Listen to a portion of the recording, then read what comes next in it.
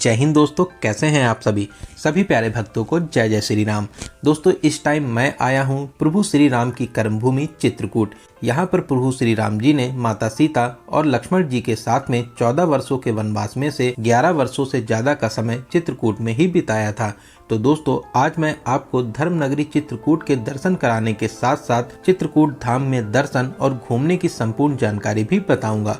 तो अगर आप भी चित्रकूट आने की प्लानिंग कर रहे हैं तो ये वीडियो आपकी बहुत हेल्प करेगा।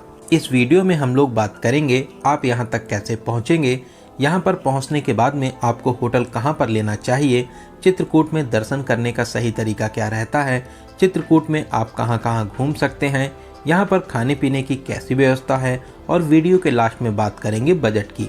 तो संपूर्ण जानकारी के लिए वीडियो को बिना स्किप किए पूरा जरूर देखें। तो चलिए आज मेरे साथ दर्शन करिए चित्रकूट धाम के।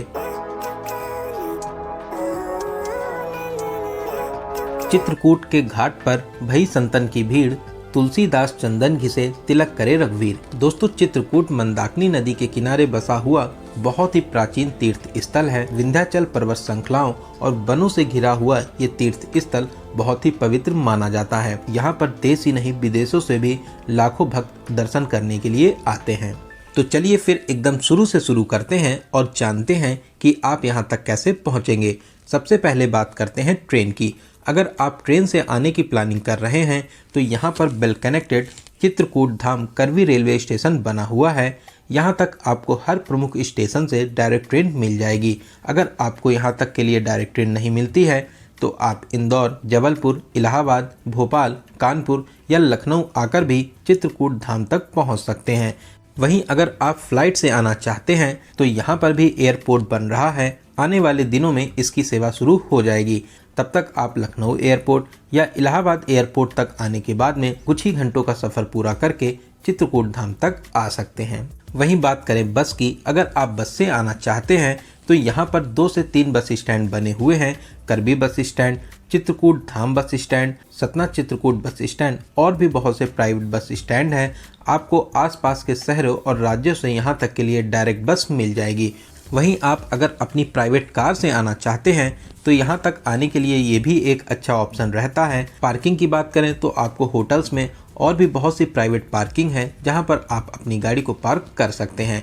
तो दोस्तों, ट्रेन का प्यारा और सुहाना सफ़र पूरा करके अब हम लोग आ चुके हैं चित्रकूट धाम करवी रेलवे स्टेशन पर।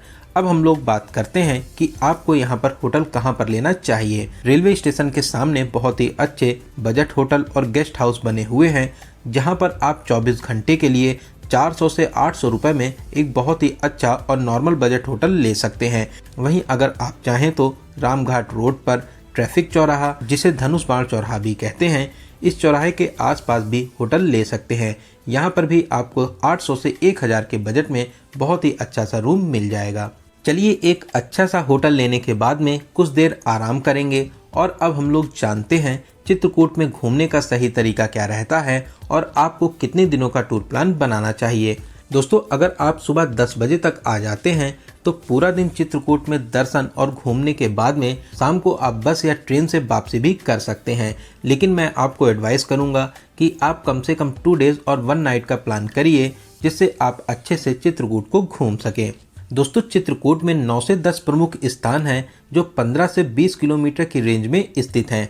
इन सभी प्लेसेस को कवर करने के लिए जो सबसे अच्छा ऑप्शन रहता है वो रहता है ऑटो का। ऑटो वाले पूरे दिन के लिए 800 से 1000 रुपये का चार्ज करते हैं और आपको इन सभी प्लेसेस को कवर कराने के बाद में जहां पर आप कहेंगे वहां पर आपको ड्रॉप कर देते हैं। वहीं आप अगर यहां पर टैक्सी करना चाहते हैं तो आप टैक्सी कर सकते हैं। टैक्सी वाले 2000 से 2500 रुपये का चार्ज करते हैं।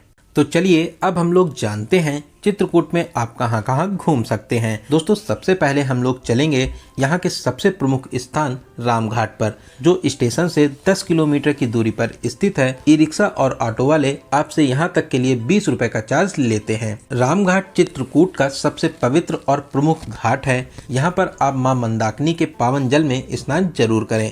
घाट के किनारे बहुत ही प्राचीन और अलौकिक मंदिर भी स्थित है। स्नान करने के बाद में आप यहाँ पर भगवान शिव जी को समर्पित श्री मत गजेंद्र नाथ मंदिर में दर्शन कर सकते हैं। ये मंदिर अपनी अलौकिक शक्तियों के लिए बहुत ही प्रसिद्ध है। इसके अलावा पर्णकुटी मंदिर, भरत मंदिर और भी बहुत से प्रमुख मंदिर हैं जहां पर आप दर्शन कर सकते हैं। आप यहां पर नाव में बैठकर मंदाकिनी नदी में नौका विहार भी कर सकते हैं। यहां पर नौका विहार का एक्सपीरियंस बहुत ही ज़्यादा खास रहता है। नाव वाले आपसे 200 से 300 रुपए का चार्ज करते हैं। साथ ही साथ घाट के किनारे बने प्रमुख मंदिरों में भी दर्शन आपको करवाते हैं। तो आप यहां पर नौका विहार जरूर करिए। तो यहां पर दर्शन करने के बाद में अब हम लोग चलेंगे अपने अगले प्लेस हनुमान धारा पर, जो यहाँ से 3 किलोमीटर की दूरी पर स्थित है। ये दिव्य और अलौकिक मंदिर ऊपर पहाड़ी पर स्थित है।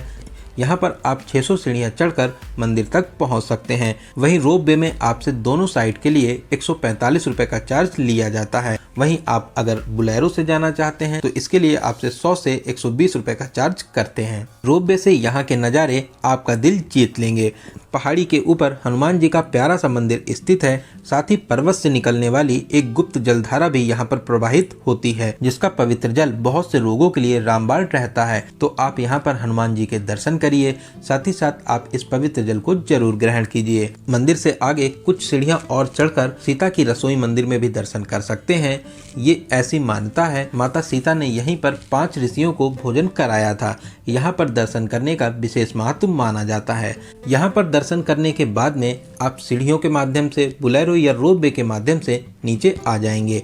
और अब हम लोग चलेंगे माता सती अनसुईया आश्रम में दर्शन करने के लिए, जो यहाँ से लगभग 15 किलोमीटर की दूरी पर स्थित है। प्राकृतिक वातावरण, मंदाकिनी नदी और ऊंचे ऊंचे पहाड़ों के बीच में स्थित एक बहुत ही अद्भुत और भव्य मंदिर है। यहाँ की दिव्यता और भव्यता देखते ही बनती है। यहाँ पर परमहंसनी आश्रम भी है। मंदिर के अंदर संतों की प्रतिमा देखने को मिलती है।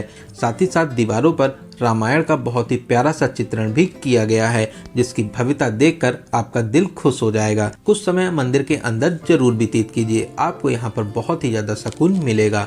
मंदिर से बाहर आकर आप कुछ देर नदी के किनारे बैठकर सुकून भरे पल बिता सकते हैं। साथ ही साथ आप यहाँ पर मछलियों को दाना भी खिला सकते हैं। यहाँ पर दर्शन करने के बाद में अब हम लोग चलेंगे गुप्त गोदावरी, जो यहाँ से लगभग 13 किलोमीटर की दूरी पर स्थित है। यहाँ पर पहाड़ों के अंदर 2 गुफाएं बनी हुई हैं और उन गुफाओं के अंदर मंदिर स्थापित है। यहाँ पर गुफाओं में जाने के लिए आपको 20 रुपए का एंट्री टिकट लेना रहता है। सीढ़ियों से आप ऊपर आकर गुफा में प्रवेश कर सकते हैं।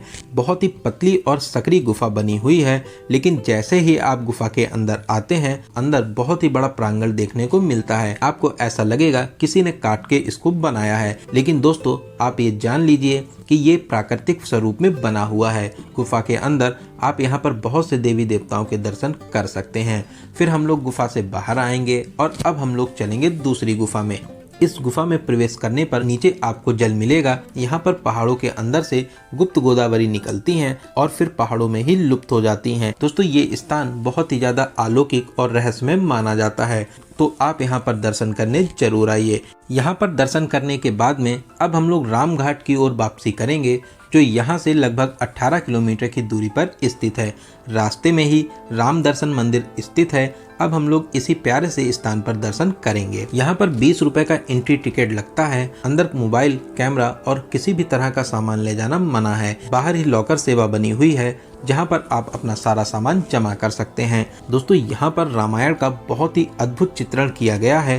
प्रभु श्री राम के जन्म से लेकर सीता विवाह, वनवास, रावण वध और फिर से राजा बनने तक का बहुत ही प्यारा चित्रण किया गया है, जिसको देखकर आप रोमांचित हो जाएंगे। यहाँ से कुछ ही दूरी पर मानस दर्शन मंदिर स्थित है। यहाँ पर भी भगवान श्री राम के जीवन काल को मूर्तियों और चित्रों के माध्यम से बहुत ही बाखूबी से दर्शाया गया है। इसी मानस दर्शन मंदिर के पास में श्री तुलसी पीठ स्वामी रामाभद्राचार्य महाराज जी का आश्रम बना हुआ है। ये आश्रम भी बहुत ही खूबसूरत और प्राकृतिक वातावरण में बना हुआ है। यहाँ पर प्रभु श्री राम को समर्पित कांच मंदिर भी स्थापित है। पूरे मंदिर को कांच के छोटे छोटे टुकड़ों से बहुत ही बाखूबी से बनाया गया है। यहाँ पर आप प्रभु श्री राम, माता सीता और लक्ष्मण जी के दर्शन कर आशीर्वाद प्राप्त कर सकते हैं। इस कांच मंदिर की दीवारों पर बहुत ही खूबसूरती से पूरे रामायण का चित्रण किया गया है, जो आपको बहुत ही अनोखा और अद्भुत लगेगा। साथ ही साथ आप यहाँ पर बैठकर कुछ समय अपना जरूर व्यतीत कीजिए।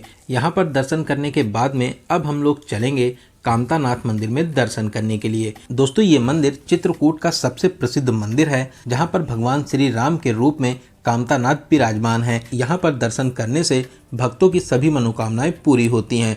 यहाँ पर आप कामदगिरी पर्वत की परिक्रमा भी कर सकते हैं। हजारों भक्त यहाँ पर रोज परिक्रमा करते हैं। कामदगिरी पर्वत के परिक्रमा मार्ग पर अनेक प्राचीन और प्रसिद्ध मंदिर भी पड़ते हैं। दोस्तों ये पूरी परिक्रमा लगभग 5 किलोमीटर की रहती है, जिसको पूरा करने में 2 से 3 घंटे का समय लग जाता है। दोस्तों आपको पूरे ही चित्रकूट में बानर सेना मिलेगी, तो इसलिए आपके पास में जो भी खाने पीने के सामान है, साथ ही साथ अपना प्रसाद अंदर बैग में रखें, वरना यहाँ के बंदर आपसे सभी चीजें छीन कर ले जाएंगे।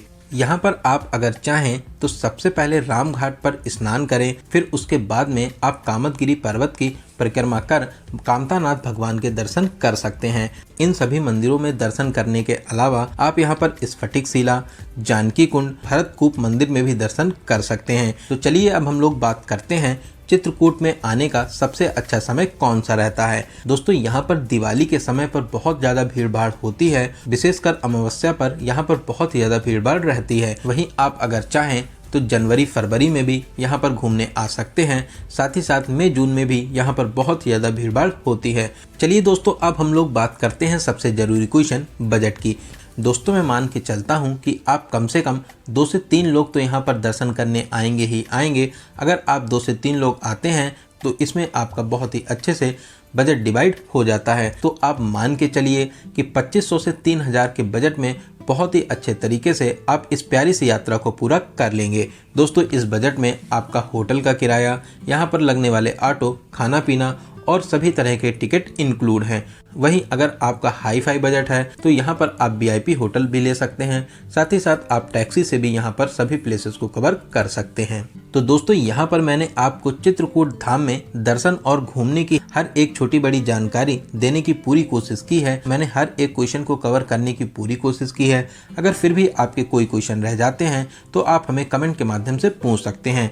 बहुत ही जल्दी आपके कमेंट का रिप्लाई जरूर दिया जाएगा। दोस्तों आपको ये वीडियो कैसा लगा और आप इस वीडियो को कहाँ से देख रहे हैं, कमेंट बॉक्स में जरूर बताइएगा। अगर आपको ये जानकारी हेल्पफुल लगी हो तो वीडियो को लाइक जरूर करें, साथ ही साथ अपने सभी फ्रेंड्स में जरूर से जरूर शेयर करें। दोस्तों अगर आप अभी तक हमसे नहीं जुड़े हैं तो प्लीज़ चैनल को सब्सक्राइब कर हमसे जुड़ जाइए। साथ ही साथ बेल आइकन प्रेस करने के बाद में ऑल नोटिफिकेशन को जरूर क्लिक करिए। तो चलिए दोस्तों अब मिलते हैं किसी ऐसे ही इंफॉर्मेटिव वीडियो में। तब तक आप अपना और अपने परिवार का बहुत ज़्यादा ख्याल रखें। आपकी यात्रा सफल, सुगम और मंगलमय हो। जय हिंद, जय भारत।